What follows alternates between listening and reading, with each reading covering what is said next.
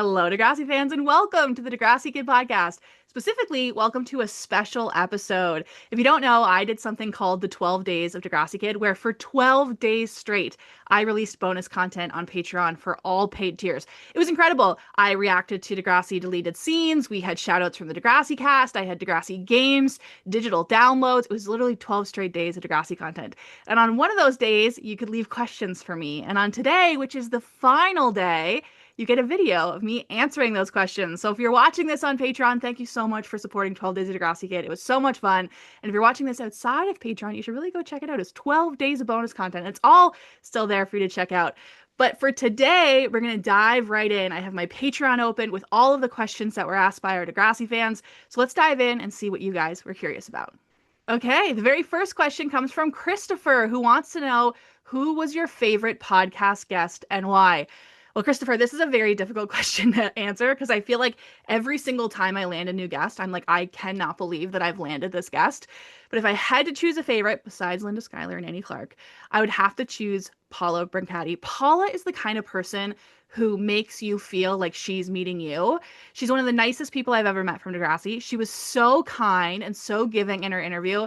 And she surprised me on my birthday. She showed up on my birthday she gave me donuts and a birthday present. Like, it was so sweet. She's just one of the kindest people ever. So a standout interview for me is, of course, Paula. And a highlight was having Katie Lai, who played Kendra Mason. Like, that was... I still don't understand how that episode happened or how we ended up in People magazine or how Katie Lai is one of my best friends. But those are some top tier picks for sure. Thank you for your question, Christopher. The next question comes from Lauren, who wants to know, what's your favorite season of Degrassi? Well, with so many to choose from, I have to pick two. I know that I'm cheating, but my all-time favorites are season 3 and season 10. I think season 10 is pretty self-explanatory. It was essentially a Degrassi reboot. The Shark in the Water video came out. We were now getting double the episodes. My favorite character, Fiona, was in it. It was also airing at the same time that I was in high school, so I feel really personally connected to season 10. But as a fan, I also love season 3. I think in season 3, a couple things were happening. The actors were now grown up, so they were a little more comfortable in their roles. The writers had really figured out writing them. And because they were older, they were able to tackle some more serious subjects. We have Manny's episode that was banned in the US. We have Ellie's self-harm episode, Marco's coming out of the closet. I think there was so much happening in season 3 that really set up the success of season 4, which I would actually say season 4 and season 10 are generally the best seasons of Degrassi as a show. But for me, I think season 4 walked so season 4 could run. So those are my two favorites, season 3 and season 10. And I'd love to know, what are your favorites? Next question comes from Carrie, who said, how does it feel to be a part of Degrassi itself, like hanging out with most of the cast? The 3 words that come to mind for me are rewarding, validating, and inspiring. I grew up as a huge fan of the show. I never dreamed in my entire life that I would ever actually get to meet someone from the cast. It was like, I remember I had a dream to meet Annie Clark. And this kind of sounds silly, but if you've ever been to like a Comic-Con before, you know of like the post-con crash of like, you have these really exciting emotions, then you just kind of like feel sad after because it's all over. And I remember thinking, oh my God, I'm 18 years old and I've accomplished my life dream. What am I going to do now? Which feels so silly to look back on. But at the time, I was just like, that was the only thing I dreamt of. I dreamt every day of meeting Annie Clark from Degrassi. And now I had finished it. What's next? Little did I know what was next and that I would actually see Annie several more times, including recently at our watch party. So it feels really good. It's really healing. Like, I don't even know if I really have the words. One of the reasons why I love being in the Degrassi world is my main goal is I just want to be respected by the Degrassi cast and Degrassi fans. And you guys make me feel very respected. And the Degrassi cast makes me feel very respected and very seen. So it like heals the part of my childhood that I've wanted for so long, was just to be seen and recognized for loving something. And I've gotten that, and that feels so good. Thank you for your question, Carrie. Next, Degrassi CSI, my friend Degrassi CSI. Which Degrassi actor do you want on your podcast in 2026? Well, my main answer is always Lauren Collins. Like, Lauren Collins, I want to meet her so badly. I have never met her. I've never talked to her. I've never interacted with her in any single way. I don't even think she's like ever liked a comment of mine or anything. And I want that. I want to meet Lauren Collins. But a little more realistic, I would love to aim for Luke Billick and Jake Epstein, which I think I'm closer than I've ever been. I just think all three of them are like they talk so positively about their time on Degrassi. And I just think they would, if I interviewed them, they would offer up so many good nuggets and also like just on my personal bucket list to meet those actors. So that would feel very validating for me. But that's the top three: Lauren Collins, Luke Billick, and Jake Epstein. If I land even one of those, just know that I am beaming. I am beaming from it. Thank you, Degrassi CSI. I want to know, who do you want to see on the podcast in 2026? That's also fun for me to know. Next question comes from Remy, who said, we all know you love Degrassi, but what takes second and third for you? Good question. Well, I'll clarify that, like, if Degrassi's number one, it's not like there's number two. It's like number two is down here. But I do have a couple interests outside of Degrassi that I really like. Some games. I love playing video games. Sims, City Skylines, Neopets, and Settlers of Catan, both the digital and board game version. I love playing those. I'll sit down to play those anytime. But then when it comes to media, some things I love the movie But I'm a Cheerleader. I love the movie franchise Scream, and I love the TV show Broad City. That is like my If I wasn't a Degrassi superfan, I think I would have ended up being a Broad City superfan. Like, oh my God, it's one of my favorite shows in the entire world. The next question comes from Eukaraya, who said, which Degrassi book will you cover next? Good question. If you know me, you know that I frequently host Degrassi book clubs. And there was a series of books that came out around season 5 of Degrassi. And if you're in the community, you know that every Thursday we watch Degrassi together in something called Throwback Thursday. Well, after season 5 wraps on Throwback Thursday, we're going to be hosting a book club. In between season 5 and 6, Degrassi released these graphic novels about the Degrassi kids, and we are going to be reading the one about Ellie. I'm very excited about it, and Eukaraya, I'm very excited to hear what you think about it, because I know you love Degrassi books, so thanks for your question. Next question comes from Sarah, who says, what has been the most rewarding and also, on the flip side, most challenging thing about making Degrassi into a career? This is a really fun question. I like it. So rewarding, kind of touched on this already, but it's my childhood passion. It's the thing that made me feel most seen as a kid. It's the thing I've dedicated my whole life to. I'm 32. I started really falling in love with the show when I was 15. Literally over half my life has spent waking up every day and just pouring my love into the show.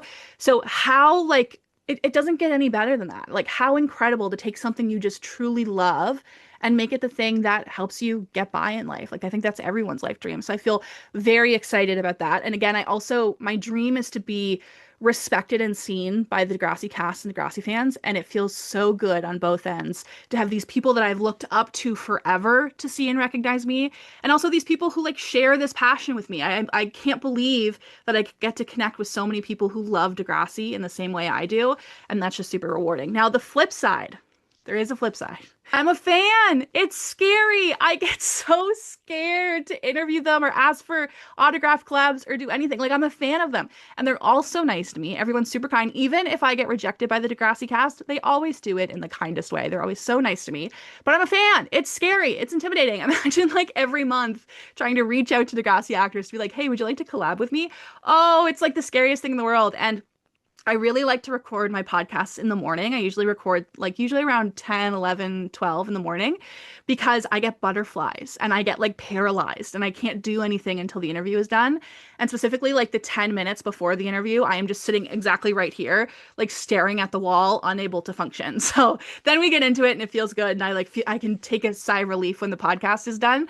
But the most challenging part of making Degrassi into a career is that I have to ask Degrassi actors to do things with me. It's so scary. Even Annie Clark, I get so scared every time, even though she says A, yes to everything, and B is the nicest person in the world. And C will like go above and beyond. I'll be like, I'd love to watch Chasing Pavements with you. And she's like, hey, do you want to turn it into an event? Like, yes, I do. So it's the most challenging thing for sure is the fact that I am a fan. Most rewarding thing for sure is that I am a fan. It's a double-edged sword. But thank you, Sarah, for your question. The next question comes from Stephanie, who said, if a reboot were to happen and you could be in it as someone new, who would your character be? Now, I know what you're thinking. You probably think that I would want to be like the star of Degrassi. I can't act. Acting scares me. Like if somebody yelled at me, I would feel like I'm getting yelled at. I don't think I could like cry in a scene. I don't think I could be a real actor, but I would love a cameo. Like I would love, like a manager at Little Mistakes, or like a teacher who's in a couple episodes, or like a parent, or like just someone that's there enough to be like an official character, like they had a line on the show, they like served a purpose. But then get me out of there. Let me watch it be filmed, but then get me out of there. I just want to be on Degrassi, but I don't want to star in it. I would be way too intimidated to be an actor, like a real actor. So give me a line. I'll say anything. I'll do anything, but just don't make me be the star of the show, please. I mean, I'll do it if they ask, but I don't think they would ever ask that because I'm like, I'm scared. But thank you, Stephanie. Very fun question. I would want to know, who would you want to play in Degrassi? Abby said, if you could have a billboard with anything on it, what would it say? Abby, this was such a creative question. My answer is bring back Degrassi. I would just put billboards everywhere, just for whoever needs to see it, that we need to bring back Degrassi. I need it back. I'm done with all these reboot announcements that then get canceled, and these conspiracies that get brought up and then wash away. I need Degrassi to come back, and I will plaster those billboards everywhere. So thank you, Abby. Fun question. I want to know what your billboards say. Drubsy said, out of all the movies and TV shows you've seen that feature Degrassi actors, which one is your favorite?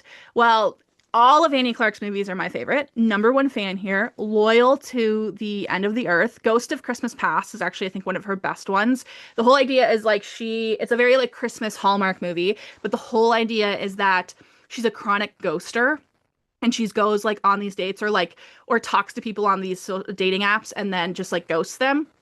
And she has to go back through Christmas to like make amends by like Christmas Eve, midnight at Christmas Eve or something like that. And then you find out that the guy that's been helping her the whole time was a guy that she ghosted like the most. And then they end up falling in love, which crazy that I love a straight rom-com Christmas movie so much, but it's Annie Clark and I love it so much. She's blonde. I call her Blanny, Blonde Annie. But outside of the Annie Clark realm, because I think that's cheating, the movie Love Hard. The movie Love Hard with Nina Dobrev, who played Mia on Degrassi. Insane. It's like a catfish situation. She goes to like meet up with this guy, doesn't turn out to be the actual guy, and then they end up spending Christmas together and falling in love. I like actually love that movie as a movie and not just a movie that features a Degrassi actor. That is by far like my favorite one. But also, technically, Scream has Degrassi actors in it. Sinead Grimes is in it. And Saw has some cameos from Degrassi actors, specifically the Face Range guy is in it. He like plays one of the sons in Saw 2. The girl who played Jack is in it as well. So like those also technically have some Degrassi actors. So we'll say Love Hard, anything with Annie Clark, Love Hard, Scream, and Saw are some favorite ones of mine. Thank you for your question, Jebsy. Amaya, if you could be a content creator for another show, which one would it be? Also, extra one, what's your favorite and least favorite piece of merch that you own? Good double question. So like I said before, Broad City, I would probably be like so deep into the world of Broad City. I love it so much. And my favorite and least favorite merch options. So favorite, by far, my street sign from Linda Schuyler. Like, I can't understand that I own this. I can't understand. A fun little story, actually, is I got this I worked as Linda Schuyler's publicist, and she had gifted me this street sign. But before that, when we were at dinner together, they had gifted me a Degrassi t-shirt. We were going to wear these Degrassi t-shirts in this video that we were filming. And I thought that was so cool. I was like, sick. I got a free Degrassi shirt from the Degrassi people. That's so cool. And I remember Annie Clark said to me, that's not the only surprise. And I was like, oh, wow. Thinking it was on the caliber of a Degrassi t-shirt. I was like, maybe I'm getting a Degrassi hat. Maybe I'm getting Degrassi socks, a Degrassi sweater. No, she meant the Linda Schuyler street sign. Like, I was like, Annie, these aren't even comparable. Like, this isn't even something that you could be like, that's not the only surprise. Like, those are completely different worlds. I was like, I cannot believe this. And so Linda had gifted this to me. And one thing I thought was so funny. So fun fact, Annie Clark actually drove me home that night and we put the street sign in her trunk. And as we were putting it away in her trunk, she was like, do you want to take a picture of me holding it? I was like, yeah. Like, she just knew that that is something I would want to do. So she posed with this Degrassi street sign just because she wasn't even like, can you send that to me? She was like, no, I like figured you'd want that. So I loved that so much. Now, my least favorite, I got to get up for this one. And I think you're going to be like, how do you have a least favorite piece of merchandise? Trust me, I do. Pause. I'll be right back. It's this.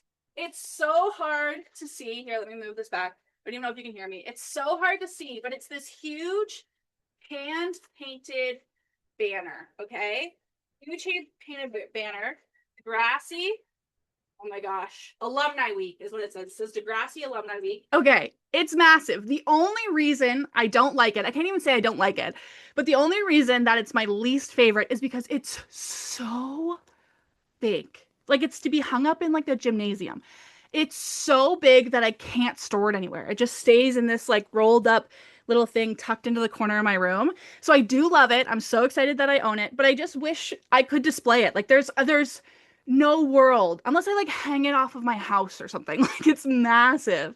So, not technically my least favorite, never going to get rid of it. Love that I own it so much, but it's maybe the most inconvenient thing that I own. Um but yeah, if I ever live in a space where I can hang up something that massive, I would love to. But that's my answer. Love it, but oof, hard to have. Thanks, Amaya. Joe said, ooh, final question, and it comes from Joe. If you could choose a Degrassi character to host SNL and do skits, who would you choose? Now, I think we're all choosing the same person. I think we're all choosing JT York. I think he would just be the funniest at it. Like, I think he would bring his whole heart to it. I also think a young Joey Jeremiah would do really well. And also, like, I think a good duo on the show would be healed version of Jay Hogarth and Manny Santos. Jay is such a funny character, and Manny's also so talented. I think if you had a season that had Joey, JT, Jay, and Manny on it, it would be like one of the best seasons of SNL, Degrassi SNL, in my opinion. But I also want to know, is there anyone different? Spinner might also be a really good one. He was really funny. Basically, anyone who has a good sense of humor and is like would be good to like perform it as well. I think would be good. And Joe, that's such a creative question. I'd love to know your answer. Now, question that was not asked, but another question that I think people might want to know the answer to is, did I get paid for the Degrassi documentary? Let me tell you the story. Yes. Long story short, I did get paid for the Degrassi documentary. And there's not even really a long story. So after I had released a podcast talking about my kind of gripes of working on the documentary and not getting paid for it, I did get paid. And I was waiting. I was going to do like a whole podcast giving you an update on getting paid and the resolution, but there's not really much to share. Basically, after I had contacted them and said like, hey, I feel like I wasn't fairly paid for this. Actually, I wasn't paid at all for this. They reached out to me, and someone from the production company who I had like emailed with before, I don't think I've met her before, but I've emailed with her before. She sent me a very like to the point email, brief to the point, that just said, hey, Jocelyn, can you send me an invoice with this information on it and for this price? And I was like, yep. So I sent that back to her. And then a few days later, it was actually Thanksgiving night. In like the middle of the night, I got an e-transfer from a name that I didn't recognize, but it was for the exact same amount as the invoice. And I was like, okay, this must be it. And then I thought, well, someone's probably going to reach out to me to be like, hey, just want to confirm you got that. Or like, hey, Jocelyn, like that's been sent. Hope everything is good. If there's anything else you need, let us know. No, that was it. I got sent an email that just said, hey, Jocelyn, can you send us an invoice with this information? And then in the middle of the night on Thanksgiving, I got a direct deposit sent to me with that exact amount of money. And that is it. No one from the documentary team has ever spoken to me again. Not that they have to. Like they don't, there doesn't need to be a resolution to this that's bigger than just like paying me for the work that I did. But I really thought there would be something. I really thought I'd have a story that was like, yeah, they reached out to me and like, it feels so good. Like, I feel so happy. I do feel happy, but it was just there's no story to tell. So did I get paid for the Degrassi documentary? Yes, and that's all there is to that story. So I won't be making a full video about it because I don't think I could stretch that any longer than maybe 3 minutes if I tried to put a lot of detail in it. So there's that question. No one asked, but I'm sure you wanted to know. Thank you so much to everyone who sent in a question for 12 days of Degrassi Kid. This is currently a bonus video on Patreon, but I'm going to be sharing it with the public so you guys can see my answers too. And this will be my last video coming out for 2026. Oh my God. What an incredible year. I can't believe we've done this together. We hosted a Toronto trip. We had Annie Clark doing a watch party with us. We interviewed Ephraim Ellis, Alexandra Benoit, Param Ranagi, Brendan Jeffers. Oh my God, we interviewed so many people. We did so many autograph collabs. And what I will tell you is that in January, we are doing another autograph collab with a very special actor. So I'm going to go make sure all of that is good, get it all ready. And thank you so much for celebrating 12 days of Degrassi Kid with me. Okay, love you. Bye.